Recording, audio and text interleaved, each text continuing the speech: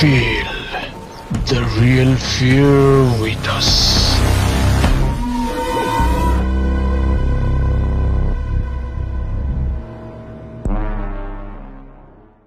প্রিয় লিসেনার্স, আসসালামু আলাইকুম। Feel the real fear with us. সত্যিকারের ভয়ের অনুভূতি পেতে আফনান দ্য হরর ওয়ার্ল্ডের সাথেই থাকুন। দেশ ও দেশের বাইরে যেখান থেকে আফনান দ্য হরর ওয়ার্ল্ডের আজকে শনির রাতের 39তম আয়োজনের সাথে যুক্ত হচ্ছেন বা পরবর্তীতে হবেন, সকলকে জানাচ্ছি শুভেচ্ছা ও ভালোবাসা। আশা করি সবাই ভালো আছেন, সুস্থ আছেন। প্রিয় লিসেনার্স, আজকের এই এপিসোডে আপনাদের পাঠানো দুটি ঘটনা নিয়ে হাজির হয়েছি। আর এই দুটি ঘটনাই আমাদেরকে পাঠিয়েছেন দুজন রেমিটেন্স যোদ্ধা ভাই। আমাদের প্রিয় রেমিটেন্স যোদ্ধা ভাইরা দেশের বাইরে কি পরিমাণ যে কষ্ট করেন তা না দেখলে আসলে বিশ্বাস করার উপায় নেই। ওনারা এত কষ্টের মাঝেও সময় বের করে আমাদেরকে ঘটনা লিখে বা রেকর্ড করে পাঠান, এটা যে আমাদের জন্য কতটা আনন্দের বিষয় তা আমরা বলে বোঝাতে পারবো না। আমরা যখন কোনো রেমিটেন্স যোদ্ধা ভাইয়ের কাছ থেকে ঘটনা পাই আর সেই ঘটনাটা আমরা সিলেক্ট করি, আমরাও সেই ঘটনাটা প্রচারের জন্য মুখিয়ে থাকি। কেননা আমাদের প্রিয় রেমিটেন্স যোদ্ধা ভাইয়েরা দেশের বাইরে আত্মীয় স্বজন থেকে বিচ্ছিন্ন অবস্থায় তারা অনেক কষ্ট করছেন। স্বজনদের থেকে বিচ্ছিন্ন থাকার একটা কিন্তু মারাত্মক কষ্ট রয়েছে। যখন ওনারা আফনান দ্য হরর ওয়ার্ল্ডে ঘটনা পাঠান, সেই ঘটনা প্রচারিত হয়, ওনারাও ওনাদের আত্মীয় স্বজনদেরকে ফোনের মাধ্যমে বলেন যে ওনাদের ঘটনা অমুক দিন অমুক এপিসোডে প্রচারিত হবে। তারাও কিন্তু বাংলাদেশ থেকে শুনছেন। শুধু তাই না, ওনারা আরও অনেক প্রবাসী ভাইদেরকেও বিষয়টা জানান যে আজকে তার ঘটনা প্রচারিত হবে। অনেক প্রবাসী ভাইরাও যখন শোনেন যে আমাদের প্রবাসী ভাইদের ঘটনা প্রচারিত হচ্ছে আফনান দ্য হরর ওয়ার্ল্ডে, তারাও তাদের জানা ঘটনাগুলো প্রতিনিয়ত আমাদেরকে পাঠাতে উৎসাহিত হন। এভাবেই প্রতিনিয়তই আমরা অসংখ্য ঘটনা আমাদের প্রবাসী ভাইদের কাছ থেকে পাচ্ছি। আলহামদুলিল্লাহ, জাযাকাল্লাহু খাইরান। আল্লাহ আপনাদেরকে ভালো রাখুন, সুস্থ রাখুন, নিরাপদে রাখুন। আর বেশি বেশি করে আপনাদের জানা সত্য ভয়ের ঘটনাগুলো আল্লাহ তাআলা পাঠানোর তৌফিক দান করুন আফনান দ্য হরর ওয়ার্ল্ডে। প্রিয় লিসেনার্স, আপনারাও ঘটনা পাঠাতে পারেন লিখে বা রেকর্ড করে Afnan the horror world BD@gmail.com এই ইমেল অ্যাড্রেসের স্পেলিংটা বলে দিচ্ছি, AFNANTHEHORRWORLDBD, Afnan the horror world BD@gmail.com। ঘটনা কেমন লাগছে তা জানিয়ে ভিডিওর কমেন্ট সেকশনে কমেন্ট করতে ভুলবেন না। এছাড়া আমাদের ফেসবুক পেজ আর গ্রুপ তো রয়েছে আফনান দ্য হরর ওয়ার্ল্ড নামে, সেখানে গিয়েও আপনাদের মতামত জানাতে পারেন। এই ভিডিওর লাইক বাটনে প্রেস করে দেবার অনুরোধ করছি, আর ভিডিওর লিঙ্কটাও বেশি বেশি করে শেয়ার করে দেবার অনুরোধ করছি। প্রিয় লিসেনার, চলে যাব আজকের এপিসোডের প্রথম ঘটনায়। প্রথম যে ঘটনাটি আপনাদের সাথে শেয়ার করব, এই ঘটনাটি যিনি পাঠিয়েছেন তার নাম সোহেল। উনি একজন সৌদি প্রবাসী রেমিটেন্স যোদ্ধা ভাই। ওনার দেশের বাড়ি নরসিংদী জেলার মাধবদী উপজেলায়। এই ঘটনাটি উনি শুনেছেন ওনার বড় বোনের কাছ থেকে। আর এটা অনেক আগের ঘটনা, তো এটা এক্স্যাক্ট কত সালে হয়েছিল এটা বলা মুশকিল, তবে মুক্তিযুদ্ধের আগে বা পরের কোনো একটা সময় হতে পারে। পরে বলতে হয়তোবা সেটা 1975-76 সালের ভেতরে, আগে বলতে 60-61 সাল থেকে শুরু করে নিয়ে 70 সালের মধ্যবর্তী কোনো একটা সময় হতে পারে বলে ধারণা করা হয়। আর এটা ঠিক কোথায় ঘটেছিল এটা বলা মুশকিল, কারণ এটা ওনার বড় বোনও জানতে পারেন নাই, আর সোহেল ভাইও তো জানবেন না, এটাই স্বাভাবিক। যার কারণে স্থানটা উনি বলতে পারেন নাই, তবে অনুমান করা যায় এটা নরসিংদী জেলার আশেপাশের কোনো একটা জায়গা হবে। ওই সময়ে শুধু না, এখনও কিন্তু আমরা দেখি যে রাঙামাটি, খাগড়াছড়ি, এই যে পার্বত্য এলাকাগুলো রয়েছে, এছাড়া আরও অনেক জেলা রয়েছে, সেখান থেকে বাঁশ কেটে বাঁশের ভেলা তৈরি করে, লম্বা একটা ভেলা তৈরি করা হয়, বাঁশের বান্ডিলগুলো বাঁধা হয়, একটার সাথে আর একটা কানেক্টেড থাকে রেল লাইনের মতো। রেল লাইনের উপর দিয়ে যেভাবে রেলগাড়িগুলো চলে আসে, ঠিক তেমনি নদীর পানির উপর দিয়ে রেলগাড়ির মতো বাঁশের যেই বান্ডিলগুলো এভাবে একটার সাথে আর একটা কানেক্টেড থাকে। তারা বাইতে অনেক দূর দূরান্ত থেকে বাঁশগুলো তারা বিভিন্ন বাজারে নিয়ে আসেন। তো ওনাদের ওই এলাকাতে এরকম বাঁশ সংগ্রাহক বেশ কয়েকজন ছিলেন, তারা 10 জনের একটা দল ছিল। এদের মধ্যে আপন 2 ভাইও ছিল। ওনারা দূর দূরান্তে বাঁশ সংগ্রহ করার জন্য যেতেন, আর সেই বাঁশগুলো ওনারা নদী পথে ওইভাবে নিয়ে আসতেন, বাজারে বিক্রি করতেন, যেটা এখনও কিন্তু রয়েছে প্রিয় লিসেনার্স। এখন যদিও বা সড়ক পথ অনেকটা উন্নত হয়েছে, এরপরও কিন্তু নদী পথে সেখান থেকে বাঁশ নিয়ে আসা হয়। বিশেষ করে পার্বত্য এলাকায় যে নদীগুলো রয়েছে সেখান থেকে কিন্তু বাঁশ আনা হয়। আপনারা ইউটিউবে বা গুগলে সার্চ করলেই এই ছবি বা ভিডিওগুলো দেখতে পাবেন। ওনারা ওই সময় ওভাবেই বাঁশগুলো নিয়ে আসতেন, অনেক বাঁশ একসাথে নিয়ে আসতেন আর কি, বাইতে বাইতে নিয়ে আসতেন নদী পথে। দূর দূরান্তে যেতেন তো ধারণা করা হয় নরসিংদী জেলার আশেপাশে কোনো একটা জায়গায় ওনারা গিয়েছিলেন। এক্স্যাক্ট কোন জেলা এটা বলা যাচ্ছে না আর কি, বা দূরেও যেতে পারেন। ওই এলাকায় একটা বিশাল বাঁশের ঝাড় রয়েছে বা ঝোপ রয়েছে, এটা ওনারা শুনেছিলেন লোক মারফত। আর ওনারা এটাও শুনেছিলেন এটার মালিকানা ওই রকম নাই, মানে কোনো নির্দিষ্ট ব্যক্তির মালিকানায় এটা নাই। ওনারা ওখান থেকে বাঁশ অনায়াসে কেটে নিয়ে আসতে পারেন। আর ওখানকার লোকজনও চান যে এই বাঁশের ঝাড়টা পরিষ্কার হোক, কিন্তু ওইখানে লোকজন আসলে খুব একটা যায় না, বাঁশ ঝাড় থেকে বাঁশ কাটেও না। তো ওনারা চিন্তা করলেন যে ভালোই তো, বিভিন্ন জায়গায় যাই, সেখানে তো বাঁশ ঝাড় থেকে বাঁশের মূল্য পরিশোধ করে আবার বাঁশ নিয়ে আসতে হয়। তো যদি ফ্রি বাঁশ পাওয়া যায় তাহলে তো যা বিক্রি করব সেটাই লাভ। ওনারা 10 জনের ওই দল ওই এলাকায় চলে যান। তবে এই ধরনের জায়গাগুলোতে যেখানে আসলে মালিকানা ওরকম খুঁজে পাওয়া যায় না, ওই এলাকার যিনি গণ্যমান্য ব্যক্তি তার কাছ থেকে অনুমতি নিয়ে কাজটা শুরু করতে হয়। ওই সময় ওই এলাকার যিনি চেয়ারম্যান ছিলেন তার সাথে ওনারা দেখা করেন। ওনারা বলেন যে আমরা তো এরকম বাঁশ সংগ্রহ করি, আপনাদের এলাকায় এরকম একটা বাঁশের ঝাড় রয়েছে শুনেছি, তো আমরা এখান থেকে বাঁশ সংগ্রহ করতে চাই। উনি খুব অবাক দৃষ্টিতে এই 10 জনের দিকে তাকালেন এবং বললেন যে আপনারা তো আসছেন, কিন্তু আপনারা কি এই বাঁশঝাড় সম্পর্কে খোঁজ খবর নিয়েছেন? ওনার এই চেয়ারম্যানের কথা শুনে কিছুটা অবাক হন, বলেন যে হ্যাঁ খোঁজ খবর নিয়েছি, কিন্তু আপনি এইভাবে বলছেন কেন? আপনার কথার মধ্যে বা চেহারার মধ্যে একটা অস্বাভাবিকতা ফুটে উঠছে।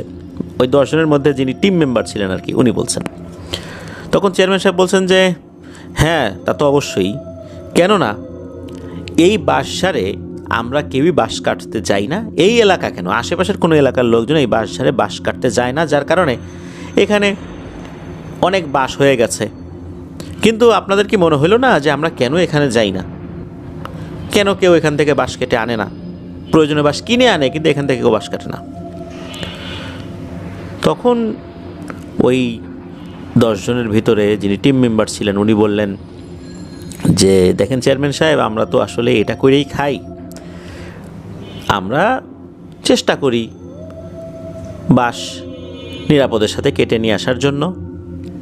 এটাই আমাদের পেশা, এটা আমাদের রুজি রুটি, এটা দিয়ে আমরা আমাদের পরিবারকে আল্লাহর রহমতে চালাই। এখানে কি সমস্যা আছে একটু বলবেন? তখন ওই চেয়ারম্যান সাহেব বললেন যে আপনারা দূর দূরান্ত থেকে আসছেন, আমার অনুমতি চাইছেন, আপনারা যদি বাঁশ কেটে নিয়ে যেতে পারেন তো ভালো, আমরাও চাই এই বাঁশঝাড়টা পরিষ্কার হোক, কিন্তু আমরা কেউ এটা পরিষ্কার করতে পারি না। আপনারা যদি দীর্ঘ সময় নিয়ে এখান থেকে বাঁশ কাটতে কাটতে এই বাঁশঝাড় যেটা হয়েছে এটা হালকা করে ফেলতে পারেন বা পরিষ্কার করে ফেলতে পারেন ভালো। তবে মনে রাখবেন এটা নিয়ে অনেক বদনাম রয়েছে, অনেকেই ওই বাঁশঝাড়ে গিয়ে আর ফেরত আসেনি, মারা গেছে, বা ফেরত যারা এসেছে মারাত্মক ভয় পেয়েছে, অনেক চিকিৎসা করে সুস্থ করাতে হয়েছে, কেউ কেউ পাগল হয়ে গেছে, এরকমও হয়েছে। এই কথা শোনার পর ওই টিম মেম্বার বললেন যে আমরা তো 10 জন আছি, আশা করি কোনো সমস্যা হবে না, আপনি শুধু অনুমতি দেন। চেয়ারম্যান সাহেব বললেন ঠিক আছে আপনারা যান, তবে এটার কোনো দায় দায়িত্ব কিন্তু আমি নিতে পারবো না। আপনাদের জন্য যদি কোনো ক্ষয়ক্ষতি হয় এটার কোনো দায় দায়িত্ব আমি নেব না, এটার জন্য আপনারাই দায়ী থাকবেন। ওনারা বলেন ঠিক আছে, আপনার অনুমতি পেয়েছে এটাই যথেষ্ট, আমাদের ক্ষয়ক্ষতি তো হতেই পারে, কত জায়গায় যাই, অনেক জঙ্গলে বিষাক্ত সাপ থাকে, সাপের কামড় খেয়েও আমাদের কত সদস্য মারা গেছে। তো ক্ষয়ক্ষতির কথা চিন্তা করেই আমরা এই কাজগুলো করি। সুতরাং আপনি দোয়া করেন আমরা যেন ঠিকঠাক মতো কাজটা করতে পারি। চেয়ারম্যান সাহেব অনুমতি দেন, ওনারা সেই বাঁশঝাড়ে যান। আসলে এটা এমন বাঁশঝাড়, এত বাঁশ জন্মেছে যে সূর্যের আলো ভেতরে পড়তে চায় না, এমন একটা অবস্থা। তো ওনারা ওখানে যাওয়ার পরে প্রথম যে কাজটা যেটা করতে হয় সেটা হচ্ছে ওনারা একটা মাচাং তৈরি করেন। মাটি থেকে প্রায় 5-6 হাত উঁচুতে বা 3-4 হাত উঁচুতে একটা থাকার জায়গা তৈরি করেন। ওই জঙ্গল থেকে বাঁশ কেটে বাঁশ ফেরে ওনারা এরকম একটা মাচাং তৈরি করে ফেলেন। এই কাজে ওনারা সিদ্ধহস্ত, কয়েক ঘন্টার মধ্যে এই কাজ করে ফেলেছেন ওনারা। থাকার মতো একটা জায়গা তৈরি করেন যেন এই 10 জন ঘুমাতে পারেন। প্রথম দিন যে গিয়েছেন ওনারা 9 জন কাজ করছেন, একজন রান্নার কাজ করছেন, যেহেতু ওনাদের খাওয়া দাওয়া করতে হবে। আর এই বাঁশঝাড়ের ভেতরেই ওনারা থাকবেন বলে সিদ্ধান্ত নিয়েছেন। অন্য 9 জন যে এই যে মাচাং তৈরি করছেন, একজন একটু সাইডে রান্না করছেন। তো রান্না করতে করতে ওনার চোখ যায় ওনার থেকে একটু দূরে। উনি চমকে ওঠেন, আরে এইটা কি? উনি দেখতে পেলেন যে অনেকটা গরিলার মতো কোনো একটা প্রাণী, এই প্রাণীটা নজর রাখছে তার দিকে, যে উনি কি করছেন এটার দিকে চোখাচোখি হয়। প্রথম দৃষ্টিতে মনে হয়েছিল এটা কোনো বন মানুষ কিনা, আবার মনে হলো যে এইটা গরিলা কিনা। এটা আসলে ঠিক গরিলাও না, কোনো জঙ্গলি মানুষও না, তবে এরকম কিছু একটা যার 2 হাত রয়েছে, 2 পা রয়েছে, অনেকটা মানুষের মতোই দেখা যায়। এই জিনিসটা এক দৃষ্টিতে যিনি রান্না করছেন তার দিকে তাকিয়ে আছে, উনিও তার দিকে তাকিয়ে আছে যে জিনিসটা কী রে, আমার দিকে এইভাবে তাকিয়ে আছে, এই ঝোপের মধ্যে এই জিনিসটা কোত্থেকে এলো। উনি কোনো কথা বলেন নাই, চুপচাপ। পরে দেখলেন যে ওই জিনিসটা কোথায় যেন চলে গেল। এরপর উনি অন্য 9 জন যারা ওই মাচাং তৈরি করছিলেন তাকে বলছেন যে এই যে আমি তো একটা জিনিস দেখলাম এরকম এরকম। তখন ওনারা বললেন যে আরে জঙ্গলের ভিতরে এই টাইপের জিনিস তুমি দেখছো, হতে পারে বানর টানর জাতীয় কিছু, ও কিছু না, আর তুমি ভুলও দেখতে পারো। এটা বলে ওনারা এড়িয়ে গেলেন। তো ওই দিনের মতো ওনারা আর কোনো কাজ করেন নাই। প্রথম দিনে মাচাং তৈরি করা সহ ওনাদের থাকার জায়গা, রান্না করার জায়গা, এই জিনিসগুলো ওনারা তৈরি করেছিলেন। দ্বিতীয় দিন থেকে ওনারা ফুল স্পিডে কাজ শুরু করে দেন। 9 জন চলে যান বাঁশ কাটতে, একজন রান্না বাড়ার কাজ করবেন, এরকমটাই আর কি সিদ্ধান্ত। এইভাবে ওনারা কাজ করেন। দ্বিতীয় দিন যখন সকালবেলা রান্নার কাজ শুরু করেছেন, ওই লোকটা দেখে ওনার থেকে কিছুটা দূরে, এবার একটা না, গতদিন তো একটা দেখেছিলেন, এবার 2টা একই রকম দেখা যায়, ওই গরিলার মতো 2টা অবয়ব। উচ্চতা ওই রকম অতটা না, তবে স্বাভাবিক মানুষ যতটুকু উঁচু লম্বা হয় ওই রকমই আর কি। এই 2টা অবয়ব এক দৃষ্টিতে ওনার দিকে তাকিয়ে আছে। উনি এটা খেয়াল করে বেশ অবাক হন। ওইভাবে ভয় পান নাই, কারণ ওই সময় তো দিনের বেলা। উনি অবাক দৃষ্টিতে এটা দেখছেন। দেখার পর উনি কিছুক্ষণ তাকানোর পর দেখলেন যে ওরা চলে গেল আবার। তারা যখন কাজের ফাঁকে দুপুরবেলা খাবার খেতে এসেছেন, সকালে তো নাস্তা করেই গেছেন সবাই, দুপুরবেলা খাবার খেতে এসেছেন ওনারা, তখন ওই লোকটা বলে যে আমি তো এরকম দেখলাম, গতকালকে একটা দেখছিলাম, এখন তো 2টা দেখলাম। এবারও ওনারা 9 জনই তার কথায় কোনো গুরুত্ব দেয় না, গতদিনের মতো বলে ধুর তুমি কি না কি দেখো এইসব। ওই দিনের মতো ঝামেলা শেষ, মানে ওই পর্যন্তই, আর কেউ কিছু দেখে নাই। রাত্রেও তারা ঘুমালো ওই মাচাঙের ভিতরে, কোনো সমস্যা নাই। রাত্রেবেলা কেউ কেউ ওয়াশরুমে যাওয়ার জন্য উঠেছে, তারাও কেউ কিছু দেখে নাই। তৃতীয় দিন ওই লোকটা রান্না করছে। এবারও রান্নার সময় সে দেখে, বিশেষ করে সকালে যখন রান্না করছে তখন তো অনেকেই কাছাকাছি ছিল, তখন দুপুরের খাবারের আয়োজন আর কি, যখন অন্যরা বাঁশ কাটার জন্য সাইডে যায়, বাঁশ কেটে কেটে জড়ো করছে, তখন উনি দেখেন যে দুইটা সেম জিনিস এসেছে, দূর থেকে এক দৃষ্টিতে তাকিয়ে আছে। এবার উনি কেন যেন খুব ভয় পান। উনি রান্না ফেলে দৌড়ে ওই যে বাঁশের যে মাচাং উঁচু করে তৈরি করা হয়েছে বাঁশ দিয়ে, ওইটাই উঠেছেন। ওইটাই উঠে ভিতরে গিয়ে বসেছেন আর ওই দুইটার দিকে তাকিয়ে আছেন। উনি দেখছেন যে ওই দুইটা কি করে। উনি খেয়াল করলেন এই দুইটা এবার পালিয়ে গেল না বা অন্য জায়গায় সরে গেল না, এই দুইটা এগিয়ে আসলো। এগিয়ে এসে ওই যে উনি রান্না করছিলেন ওইখানে ওনাদের 10 জনের প্লেট রাখা ছিল, ওনাদের 10টা প্লেট ছিল। এই দুইটা এসে ওই প্লেটগুলো গুনছে, কয়টা প্লেট, কিছুক্ষণ গুনে চলে গেল, হেঁটে হেঁটে আবার চলে গেল, মিলিয়ে গেল কোথায় যেন। দুপুরের দিকে যখন খাবার খেতে এসেছে তখন ওনাদেরকে এবারও বলছেন যে আমি তো এখন এরকম জিনিস দেখলাম, এবার শুধু প্লেট গুনে নিয়ে গেল। অর্থাৎ কয়েকজন আমরা আসি এইটা মনে হয় গুনলো। এই কথা শোনার পর ওনারা কেউ কেউ কিছুটা গুরুত্ব দিলেন, কেউ কেউ একদম হেসে উড়িয়ে দিলেন। ওই রাত্রে ওনারা যখন রাতের খাবার শেষ করে ঘুমিয়েছেন, গভীর রাত, আনুমানিক কয়টা বাজে তো বলা যায় না, এরকম বাঁশঝাড়ের ভেতরে তো আসলে সন্ধ্যার পরেই মনে হয় যে ঘুটঘুটে অন্ধকার। দেখেন যেহেতু দিনের বেলাতেই আলো কম পড়ে, সেখানে বিকেল হলেই বাঁশঝাড়ের ভেতরে রাত নেমে আসে। আর রাতের বেলার কথা আর কি বলবো, সারাদিন পরিশ্রম করেছেন, সন্ধ্যার পরপরই ওনারা শুয়ে পড়েছেন। রাত আনুমানিক কয়টা বাজে এটা আসলে ওনারা বলতে পারেন না, তবে খুব যে বেশি রাত ছিল এটাও বলা যাবে না। ওনাদের জন্য সেটা অনেক রাত নিঃসন্দেহে। ওনারা রাতের খাবার শেষ করে ঘুমিয়েছেন, হঠাৎ করে ওনাদের সবারই ঘুম ভেঙে যায়। ঘুম ভাঙে বাঁশের কটমট কটমট আওয়াজে। বাঁশঝাড়ের ভেতর যখন বায়ু বা বাতাস প্রবাহিত হয় তখন কিন্তু এই বাতাসের কারণে শুধু যে পাতার ঝিরঝির শব্দ শোনা যায় বিষয় এরকম না। যারা বাঁশঝাড়ের ভেতরে গিয়েছেন বা পাশ থেকে শব্দ শুনেছেন তারা বুঝতে পারবেন যে বাঁশ অনেক সময় কটমট কটমট কটমট আওয়াজ করে। এই আওয়াজগুলো এরকম যে কাঠঠোকরা যদি বাঁশের গায়ে সে শব্দ করতে থাকে ঠোঁট দিয়ে, যেরকম শব্দ অনেকটা ওই রকম। তো এরকম শব্দ অনেক হচ্ছে, মনে হচ্ছে বাঁশ ঝাড় ভেঙে চলে যাচ্ছে। ওনারা 10 জনই উঠে যান এবং দেখার চেষ্টা করেন আসলে হচ্ছেটা কি। ওনারা যখন ওনাদের যে মাচাং ওখান থেকে বাইরে তাকান, বাইরে তাকিয়ে দেখেন যে ওই যে গরিলার মতো বেশ কয়েকটা অবয়ব ওনাদের মাচাঙের দিকে এগিয়ে আসছে এবং এগিয়ে এসেই মাচাঙের নিচের দিকে যেই পিলারের মতো দেয়া হয়েছিল বাঁশ দিয়ে, এগুলোর উপর আঘাত করা শুরু করছে, মানে ওটা ভেঙে ফেলবে। আমরা শুরুতে বলেছিলাম যে এই 10 জনের মধ্যে কিন্তু আপন 2 ভাই ছিল।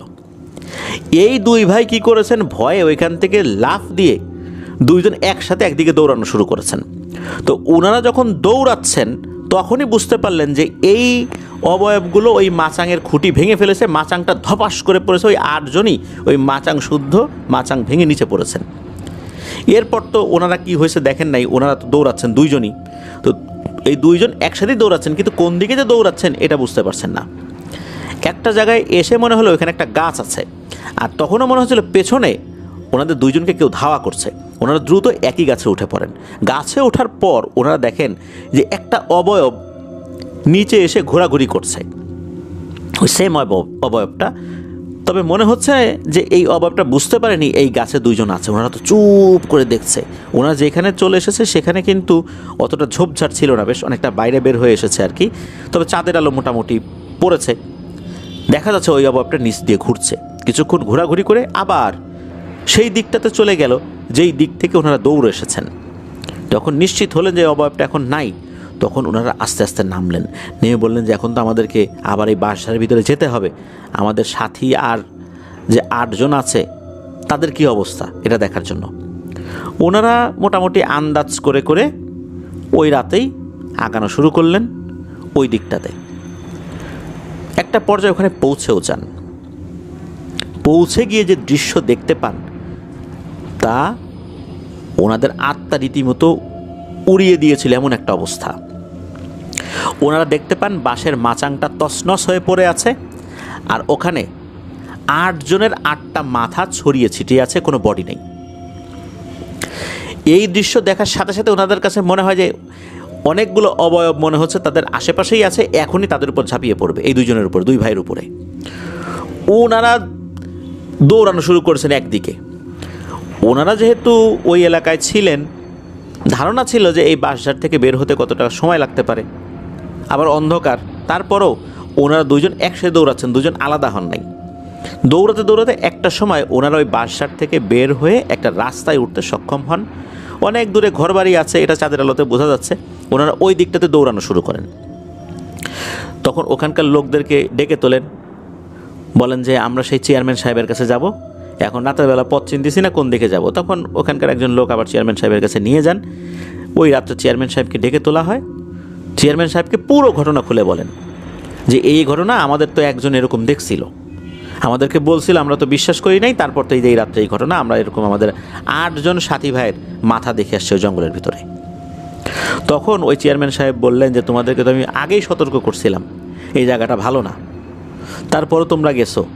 আমি তো আগেই বলছিলাম যে কোনো ক্ষয়ক্ষতি হইলে আমাকে কোনো দায় দিতে পারবা না, দেখলা তো। আর একসাথে এত লোকের মৃত্যু, এটা আমরাও আশা করি নাই। এরপর সকালবেলা গিয়ে ওই 8 জনের 8টা মাথা উদ্ধার করা হয়। ওই অবয়বগুলো আসলে কে ছিল, তারা আসলে কোন ধরনের এন্টিটি ছিল, এটা কেউ জানে না। সবাই ধারণা করে এখানে এমন কোনো ভয়ঙ্কর একটা জিনের গোষ্ঠী রয়েছে যারা এই বাঁশঝাড় বা আশেপাশে যে ঝোপ জঙ্গল রয়েছে সেখানে মানুষের উপস্থিতি একদম সহ্য করতে পারে না। ওরা দিনের আলোতে এসে ওদের উপস্থিতি জানান দিয়ে গেছে। এবার প্লেট গুনে গেছে যে ওরা কয়জন। আল্লাহর রহমতে মাত্র 2 জন ব্যক্তি এখানে জীবিত থাকতে পেরেছিলেন, যার মাধ্যম এই 2 জনের মাধ্যম দিয়েই এই পুরো ঘটনাটা সামনে চলে আসে। এটি ছিল ঘটনা। প্রিয় লিসেনার্স, আপনারা একবার ভাবুন কতটা গা শিউরে ওঠার মতো অবস্থা। দিনের বেলাতে এরা এসেছে, প্লেট গুনে গেছে, অনুমান করছে কয়জন হতে পারে, কয়জনকে খাওয়া যেতে পারে, আরও কয়জনকে নিয়ে আসবে, সেটাই কিন্তু হয়েছে। এরা কিন্তু অদৃশ্যভাবে আসেনি, দিনের আলোতেও সশরীরে এসেছে, আবার রাতের বেলাতেও এরা একসাথে এসে আক্রমণ করেছে আর 8 জনকেই মেরে ফেলেছে। কতটা নৃশংসভাবে এই 8 জনকে হত্যা করা হয়েছে। বডি থেকে মাথা আলাদা করে ফেলেছে আর বডিটা নিয়ে গেছে। ওই বডির অস্তিত্ব আর কখনো কোথাও পাওয়া যায়নি। এই বডির ছিন্ন ভিন্ন অংশ যে পাওয়া যাবে, হাড়গোড় পাওয়া যাবে, এটাও পাওয়া যায়নি। এটাই ছিল ঘটনা। প্রিয় লিসেনার্স, চলুন চলে যাব আমাদের এবারের শনি রাতের 39তম আয়োজনের দ্বিতীয় এবং শেষ ঘটনায়।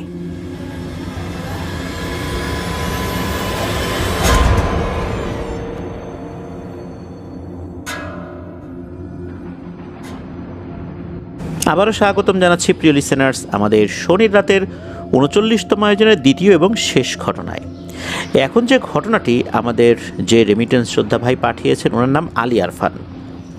উনি বর্তমানে সৌদি আরবে রয়েছেন। ওনার বাড়ি মানিকগঞ্জ জেলার সাটুরিয়া উপজেলার হরগজ পূর্বনগর গ্রামে। ওনার বাবার নাম চান মিয়া। সবাই তাকে চান মিয়া পাগলা বলে চিনতেন।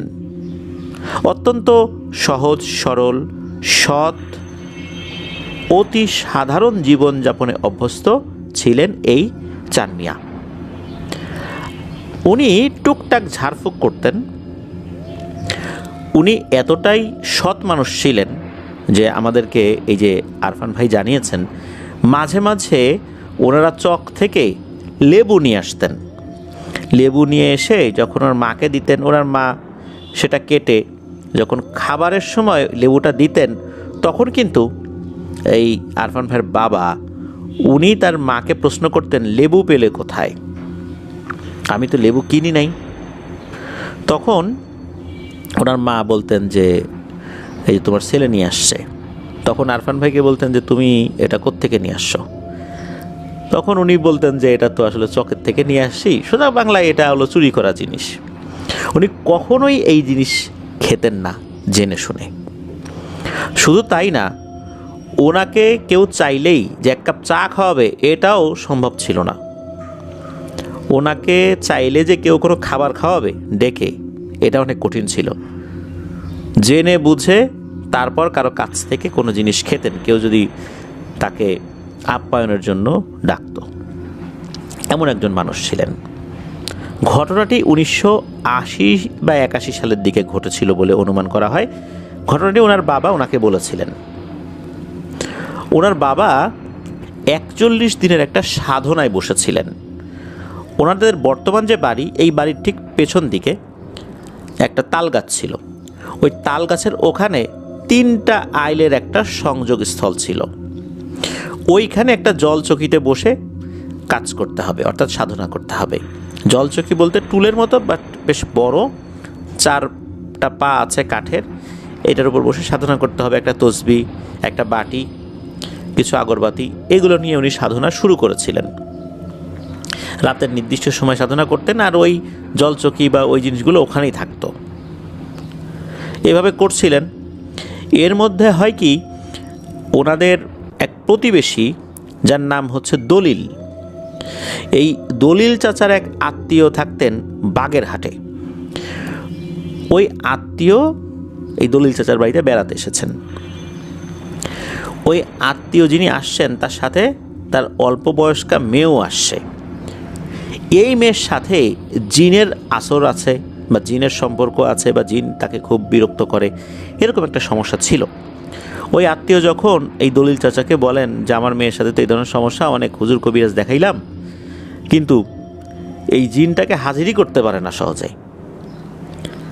বলে যে জিনের সমস্যা, কিন্তু এ তো হাজিরই হয় না, আর সমস্যার সমাধানও হয় না। এ কথা যখন ওই দলিল চাচা শুনেছেন, তখন উনি চিন্তা করলেন যে আরে, আমার বাড়ির পাশেই তো চান মিয়া ভাই আছে, তাকে গিয়ে বলি না, দেখি উনি কোনো ব্যবস্থা করতে পারে কিনা। এই দলিল চাচা গিয়ে এই আরফান ভাইয়ের বাবা চান মিয়াকে অনুরোধ করছেন যে চান মিয়া ভাই, আমার এক আত্মীয় আসছে, তুমি একটু দেখো। এখন এই সাধনার মধ্যে, সাধনা শেষ না হওয়া পর্যন্ত কোনো রুগী দেখা যাবে না, এরকম একটা নিষেধাজ্ঞা ছিল। তো উনি তো কোনো রুগী দেখবেন না। এদিকে প্রতিবেশী মানুষ অনেক করে অনুনয় বিনয় করতে থাকে। আর আরফান ভাইয়ের বাবা চান মিয়ার চাচাতো ভাই, যার নাম হচ্ছে জাহাজ আলী, এই জাহাজ আলী উনিও টুকটাক কবিরাজি জানতেন। উনি এসে এই চান মিয়াকে অনুরোধ করেন যে ও চান মিয়া ভাই, আরে দেখো না, কিছু টাকা পয়সা তো কামাইতে পারবা। রাজি হয় না। একটা পর্যায়ে দলিল চাচা আর এই জাহাজ আলী ওনার অনুরোধে রাজি হন আরফান ভাইয়ের বাবা, যে ঠিক আছে যাও, মেয়েটাকে নিয়ে আসো আমার কাছে। তো মেয়েটাকে নিয়ে আসা হয়। উনি তো অনেক দোয়া দুরুদ পড়ছেন, ওনার জানা যত বিদ্যা আছে সব কিছু প্রয়োগ করছেন, কিন্তু না, ওই মেয়ের মধ্যে কোনো রিয়াকশন দেখা যায় না, অর্থাৎ মেয়েটা স্বাভাবিক, জিন আর হাজির হয় না। বিভিন্ন দোয়া দুরুদ পড়তে পড়তে ঘেমে গেছেন। আর এই যে জাহাজ আলী যিনি, উনিও টুকটাক ঝাড়ফুঁক জানতেন, উনিও দোয়া দুরুদ পড়া শুরু করছেন, কিন্তু না, কোনোভাবেই জিন হাজির হচ্ছে না। একটা পর্যায়ে এই চান মিয়া সাহেব উনি তো প্রচণ্ড রকমের বিরক্ত হন যে কোনোভাবেই হাজির করতে পারতেছি না। তখন এই জাহাজ আলীকে বললেন, এই জাহাজ আলী, যা তো, আমার জল চোখের উপরে আমার যে তসবিটা আছে না, আর একটা বাটি আছে, বাটির মধ্যে পানি আছে, এই পানি সহ বাটি আর তসবিটা নিয়ে আয় আমার কাছে। তো জাহাজ আলী উনি গিয়ে ওইটা নিয়ে আসছেন। নিয়ে আসার পর শুধু তসবিটা ওই পানির মধ্যে ভিজিয়েছেন, ভিজিয়ে ওই তসবিটা একটা ঝাড়া দিয়েছেন যেন তসবির সাথে লেগে থাকা পানি ওই মেয়েটার শরীরে ছিটকে যায়। যখনই এটা হয়েছে, সাথে সাথে ওই মেয়ের ভিতরে ওই জিনটা চলে আসছে। এসেই বলতেছে যে চান মিয়া, তুই খুব ভালো মানুষ, তোর মুখের দিকে তাকায় আমি কিন্তু চলে যাচ্ছি, আমাকে কিন্তু কেউ সহজে হাজির করতে পারেনি, তুই পারলি, নিঃসন্দেহে তুই ভালো মানুষ, না হলে পারতি না। তোর মুখের দিকে তাকা, আমি এখনকার মধ্যে চলে যাচ্ছি, তবে এই মেয়ের কাছ থেকে আমি পুরোপুরি যাব না, তবে ও আগের মতো স্বাভাবিক জীবনযাপন অনেকটাই করতে পারবে, এতটুকু কথা দিয়ে যাচ্ছি।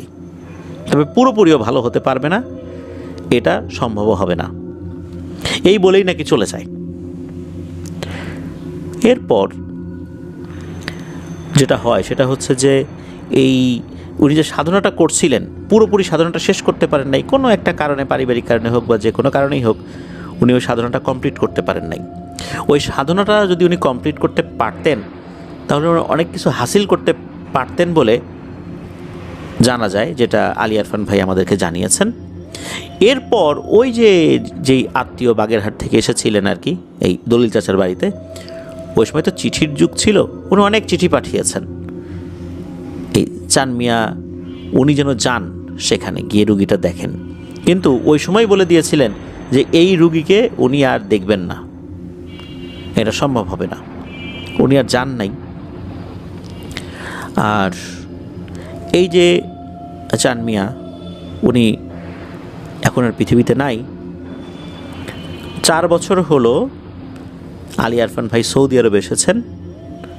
সৌদি আরবে আসার 3 মাস পর ওনার বাবা ইন্তেকাল করেছেন। ইন্না লিল্লাহি ওয়া ইন্না ইলাইহি রাজিউন।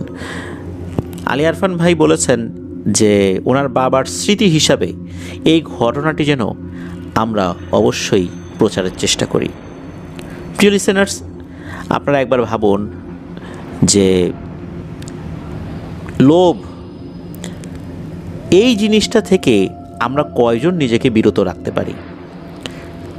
সহজ সরল জীবনযাপনে আমরা কয়জন অভ্যস্ত? সবসময় আমাদের মধ্যে একটা উচ্চাকাঙ্ক্ষা কাজ করে, যার মধ্যে সম্পদ অর্জনের সম্ভাবনা রয়েছে, সুযোগ রয়েছে, সেই জিনিসগুলো থেকে নিজেকে বিরত রেখে সাদাসিধাভাবে জীবনযাপন করা, সহজ সরল পথে চলা, লোভকে সংবরণ করা, এটা নিঃসন্দেহে অনেক বড় একটা সাধনার কাজ। স্থানীয় লোকজন চান মিয়াকে চান মিয়া পাগলা বলে চেনেন। ওই এলাকায় এখনও অনেক মানুষ রয়েছেন যারা চান মিয়া পাগলা, তার নাম শুনলেই তার সম্পর্কে অনেক পজিটিভ কথা বলবেন, তার সম্পর্কে অনেক ভালো জানেন, এমনটাই জানিয়েছেন আলী আরফান ভাই। প্রিয় লিসেনার্স, আজকের এই এপিসোডে আমরা এই দুটি ঘটনা নিয়েই হাজির হয়েছিলাম। আশা করছি ঘটনা দুটি আপনাদের কাছে ভালো লেগেছে। আপনারাও ঘটনা পাঠাতে থাকুন, লিখে বা রেকর্ড করে afnandaharwalbd@gmail.com এই ইমেল অ্যাড্রেসে। ঘটনা দুটি কেমন লাগলো তা জানিয়ে ভিডিওর কমেন্ট সেকশনে কমেন্ট করতে পারেন। এছাড়া আমাদের ফেসবুক পেজ আর গ্রুপ রয়েছে আপনার হরওয়াল নামে, সেখানে গিয়েও আপনারা আপনাদের মতামত জানাতে পারেন। আজকের এপিসোড থেকে বিদায় নিচ্ছি। আমাদেরকে যারা ঘটনা পাঠিয়েছেন, সোহেল ভাই, আলী আরফান ভাই, আমাদের দুইজন রেমিটেন্স যোদ্ধা ভাই, তাদেরকে অসংখ্য ধন্যবাদ। যারা এপিসোডটি শুনলেন তাদেরকে অসংখ্য ধন্যবাদ জানাচ্ছি। আমার জন্য দোয়া করবেন, আমার পরিবারের জন্য দোয়া করবেন, আপনাদের জন্য দোয়া রইল, আপনাদের পরিবারের প্রত্যেকের জন্য দোয়া রইল। মহান আল্লাহ সুবহানাহু ওয়া তাআলা আমাদেরকে ভালো রাখুন, সুস্থ রাখুন, নিরাপদে রাখুন, আফনান দ্য হরর ওয়ার্ল্ডের সাথেই রাখুন। আসছে সোমবার হরর নাইটের নতুন আরও একটি এপিসোড নিয়ে ইনশাল্লাহ হাজির হচ্ছি। আসসালামু আলাইকুম।